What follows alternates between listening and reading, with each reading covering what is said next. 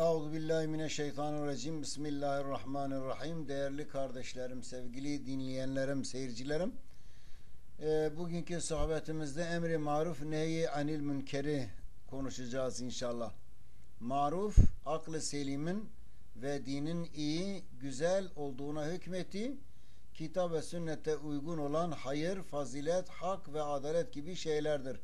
Münker ise aklı selimin ve dinin çirkin ve kötü gördüğü, saydığı kitap ve sünnete aykırı olan şeylerdir. Bir başka tabirle münker her çeşit şer, rezalet, batıl ve zulümdür.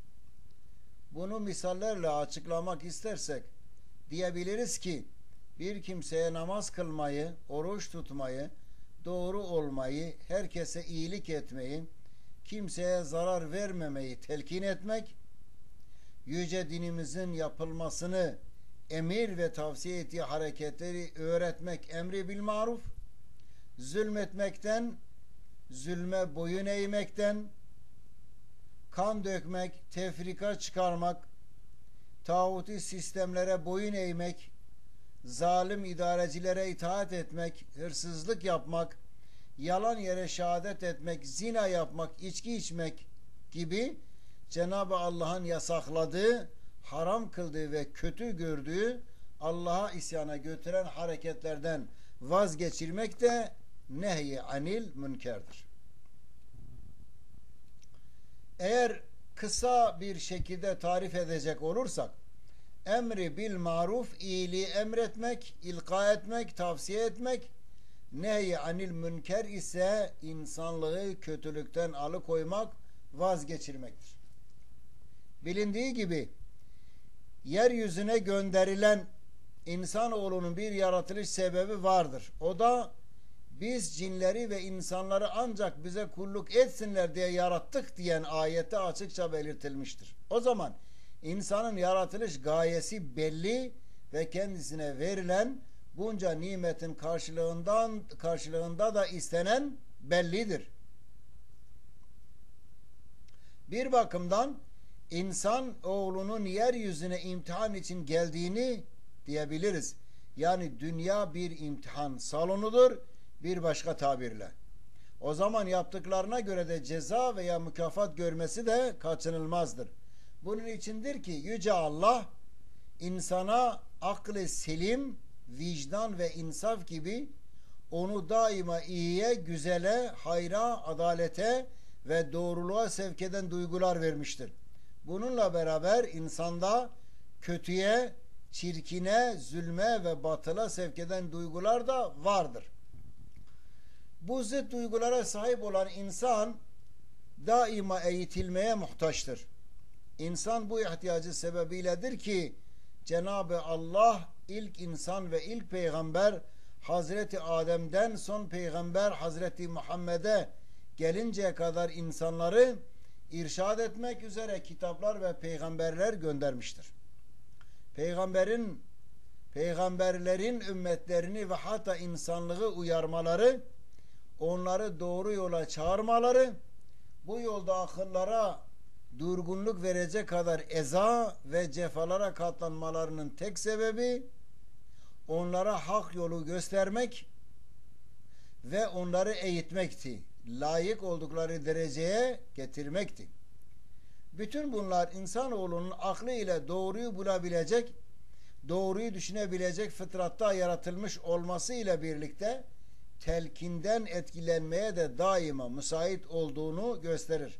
Zira Cenab-ı Allah yüce kitabında Habibim vaaz-ı nesihat et, hatırlat, şüphesiz ki öğüt müminlere fayda verir buyurmuş.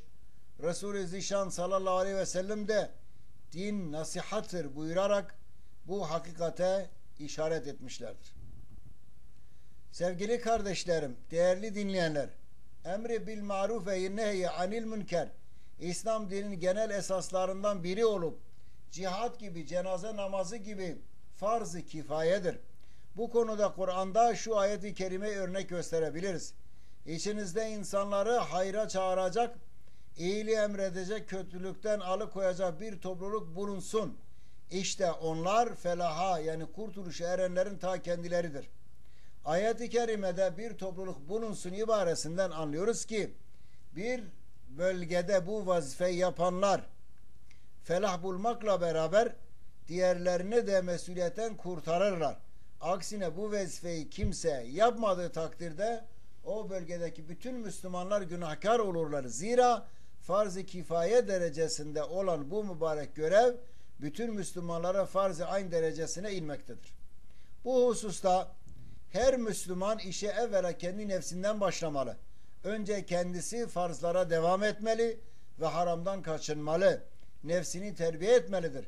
Her insanın yapabileceği bu görevin hayrın, iyiliğin devamına ve yayılmasına sebep olacaktır. Bu hususta Peygamber Efendimiz Aleyhisselatü Vesselam Adem oğlunun konuştuğu her söz lehine değil belki aleyhinedir. Ancak emri bil maruf ve nehy anil münker yaparken konuştuğu sözler ile Allah'ı zikrettiği için lehinedir buyurmaktadır. Değerli kardeşlerim, demin de bahsettiğimiz gibi insanları doğru yola davet etmek, onları her türlü cismi ve manevi münkerden korumak farzdır. Bir toplulukta yapanlar varsa görev yerine gelmiştir.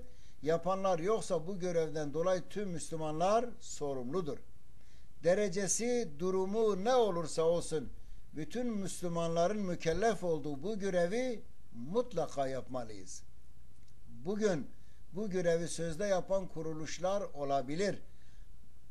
Ancak bu kurumların Nass'a göre görevi yapıp yapmadıklarına bakmalıyız. Yani yaptıkları görev Kur'an ve sünnet ölçüleri içerisinde midir, değil midir? Ona bakmalıyız.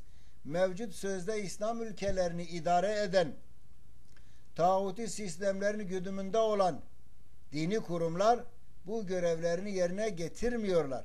Zaten onlardan bu görevi hakkıyla beklemek de saflıktır.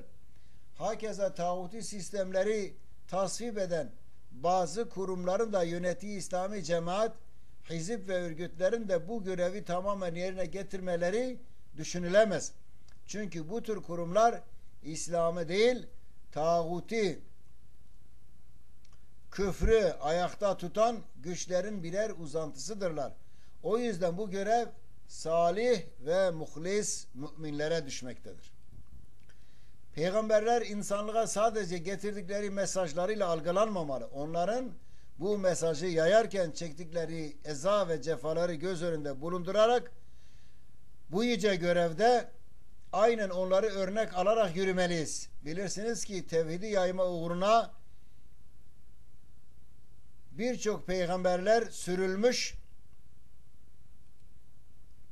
Evet, tevhidi yayma uğruna birçok peygamberler sürülmüş, kimi şehit edilmiş, kimisine olmadık iftiralarla eziyet edilmiştir. Günümüzün Müslümanı hiç rahatsız olmadan bu görevin ifa edileceğini mi sanıyor? Bu mümkün olabilir mi? Eğer siz Allah rızası için emri bil maruf nehy anil münker görevine soyulmuşsanız bilmelisiniz ki önünüzde birçok engeller vardır. Sizi engellemek için şeytan ve kafilesi her zaman teyakkuz durumundadır. Allah'ın düşmanlarının hileleriyle parça parça olmuş bu ümmetin bir an önce uyanması gerek. Bir an önce kendisine gelmesi gerek. Yüce Allah'tan gelen mesajı bir daha okuması ve hangi görevlerle görevlendirildiğini bilmesi gerek. Unutmayalım ki bu mesajla bir yaşam, yani İslami bir hayat bütün insanlığa hizmettir. Aksi takdirde toplum hiçbir zaman bunalımdan kurtulamayacak, zulüm, münker alabildiğine devam edecektir. Sonuçta tüm Müslümanlar bundan sorumlu tutulacaklardır. Evet değerli kardeşlerim, ırkî ve fikri ayrılıkları bir tarafa bırakarak Yüce Allah'tan gelen bu mesaja kulak verelim. Emri bil marufu yaşayıp yaşatalım ve insanlığı içine düşmüş olduğu bu münker hayattan kurtarmaya çalışalım. Görev çok büyüktür biliyorum. Ancak yapılan amel ve ibadet ne kadar büyükse karşılığındaki mükafat da o kadar büyüktür. O yüzden haydin hep birlikte görev başına, ilk önce nefsimizden başlayarak emri bil marufu nehy anil münkeri yayalım. Cenab-ı Allah cümlemizi bu görevi yerine getiren kullarından, topluluktan eylesin. Allah'a emanet olun değerli kardeşlerim. Hoşça kalın. Selamun aleyküm ve rahmetullah.